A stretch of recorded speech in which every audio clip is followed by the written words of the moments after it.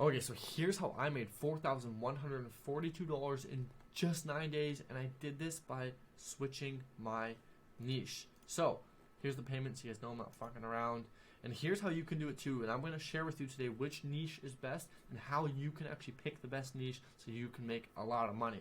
But first, I want to share with you how this happened to me. So, you see, when I first started my agency, this is me getting back from my 9 to 5, working all night long, sometimes even missing dinner, I wasn't thinking properly. And what I mean by this is I just jumped right into a niche that I thought would make me a lot of money.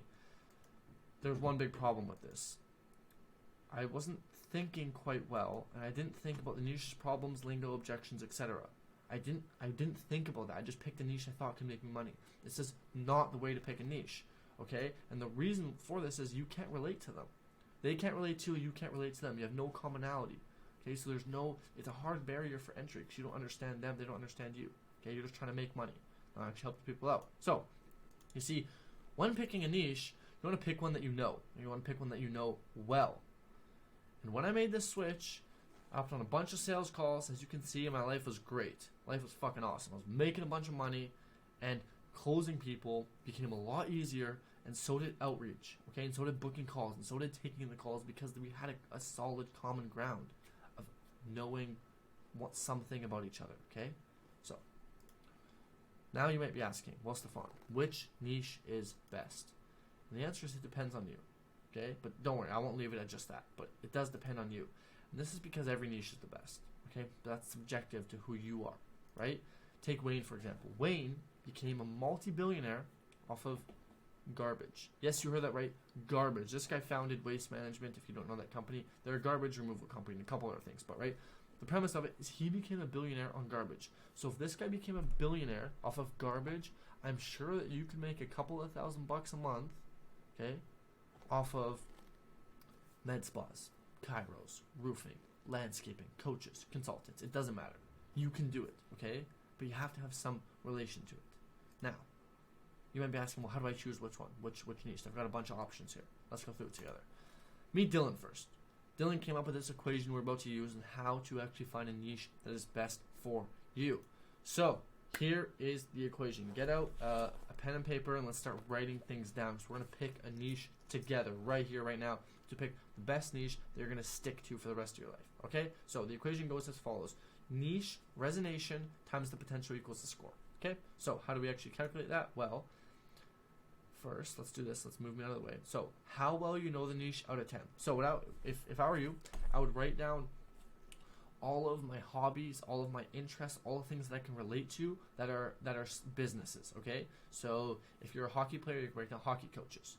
You know, if you like gardening, you could write down landscapers, right? Whatever the case is, write them all down. Write down all your hobbies, okay? Because there's a business for every hobby. So if you're a piano player, right? Piano coaches, right? Whatever the case is. So write them all down. Write everything down, all the things that come to mind, right? If I were to ask you, what would you do in your free time? Write down all the things, and then those are now potential niches, okay? If you, in your free time, or keep in mind, let's say if you're choosing HVAC, like let's say if your dad owns an HVAC company, or let's say if your grandpa owns an HVAC company, or let's say you worked in an HVAC company, that's also fine, okay? So write down all the niches and then rank them, okay? So let's say hockey. Well, I played hockey most of my life, so I'll give it an 8. HVAC, I would give it a 0. I don't even know what the fuck that is, okay? Coaches and consultants. Coaches, maybe like a 6. I've not really coached many people in my life, okay? So, on and on and on, rank them all out of 10, okay?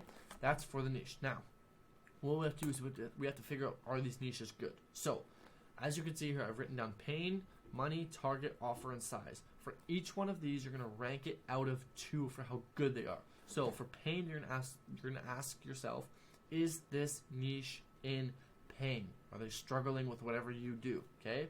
So, that's the first thing. And then you rank it 0, 1, or 2. Okay? Money. Do they have money? Do they have purchasing power? Do they have money to buy what you offer? Okay? The third one. Targeting. Are they easy to target? Or do you have to swim 500 meters under the ocean and crawl through a little cave to get to them? Okay? Are they easy to target? Okay? 0, 1, or 2. Offer. Do they have an offer that is good and will last all year round? Okay? Will that offer still be here next year? Or will that offer still be here in summertime or wintertime? Okay, whatever. If it's half the year, maybe it's a 1. If it's only this year, maybe it's a 0. Okay, so that's the offer. And the last one is size. How big? Can you scale them? Right? Do they have? Is it like a piano teacher that might only be able to take on one extra client and that's it? Okay, whatever the case is, ask yourself what is the size of this market, okay, and of the scalability. So rank all of those for each niche, okay? So let's say if the pain is a 2, let's say the purchasing power is a 2, okay, so max. Let's say the targeting is really easy, so it's a 2. Okay, let's say the offer is really good, so it's a 2. But let's say the size, the size of the market or the size of the scalability is not quite there, a 0. Okay, so that would be 8. So you'd have 8 out of 10 times your resonation. Let's say it's 10 out of 10. 8 times 10 is 80. Okay, so your score, if we go back a page, okay, your score is 80. 80 out of 100 is good. You want to have anything over 70. Okay, this is how you can find a niche that's best for you. So once again, to recap this whole entire page, list out all of the niches that you can think of, all of the hobbies that you have, whatever it is. List them out on a piece of paper. Okay, list them out. Then start ranking them, your resonation. Okay, so med spas, what is that? 0 out of 10.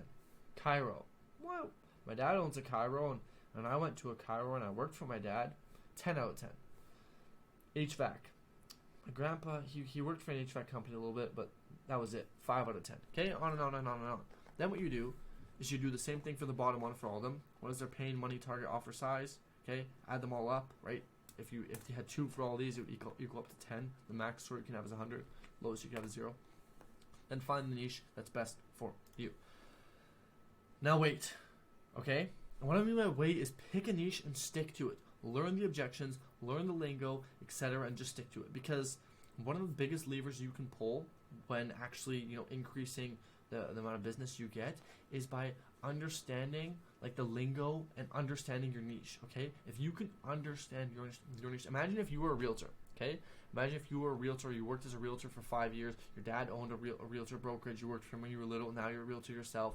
Imagine you worked as a realtor, okay, and you understood that getting high quality buyers and sellers, high quality leads were really hard, and then you made a business model talking to people, hey, I was a realtor and I realized that getting high quality leads is really hard, so I fixed this for you with a new system that I actually have just created, and I was wondering if I could share with you the system for free. And then you say, I was a realtor before and that's how I learned this. It's going to be so much easier to book appointments to close clients when you have some sort of resonation, right? There's a perfect example right there for you. So you want to learn the lingo, okay? Lawyers are really professional, so keep it professional. Maybe wear a nice shirt, okay? Maybe have really good grammar. If you're talking to someone in the trades niche, they probably throw the words fuck around a lot, right? They probably swear a bunch, and they probably don't care about grammar, okay? So learn the niche, right? Like one other example is, I bet you a car detailer is less likely to hop on a Zoom call than, say, a realtor, okay? Because they're not like that, okay? So we want to keep that in mind when understanding our niche, right? Like you want to know where your niche is. Like, is your niche sitting on Instagram all day? This goes for everything. Where to target them, who, like everything. Is your niche sitting on Instagram all day? If the answer is yes, perfect, you have them there. If they're not, call them, email them, whatever the case is. Think about your niche. And if you know your niche well, this is going to be a lot easier. Okay, if you know your niche, you know where to find them, you know what their objections are, you know what they're like, you know what their lingo is, you can relate to them so much easier. Now, I want you guys to meet Ian, okay? And before I play this little clip, pause. Before I play this little clip, a bit of context.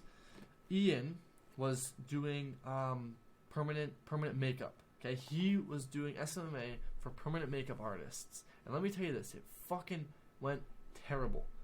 And then Dylan and everyone at RSC and Alex helped him out. Anyways, long story short, he switched his niche to something he resonated with, and he popped the fuck off. So I want to share with you this one little clip on what we talked about on a call. Very sorry, so it's all over the place. But yeah. Essentially, like, just the model was like, try them on for 2 weeks, right? 2 week trial. And because I switched to this niche, because like I know everything about soccer, like I knew I could provide them with the value that I could in 14 days for them to be able to pitch them on the $1,000 thing. Like I like there's no way I would have been able to do that with myself. Yeah.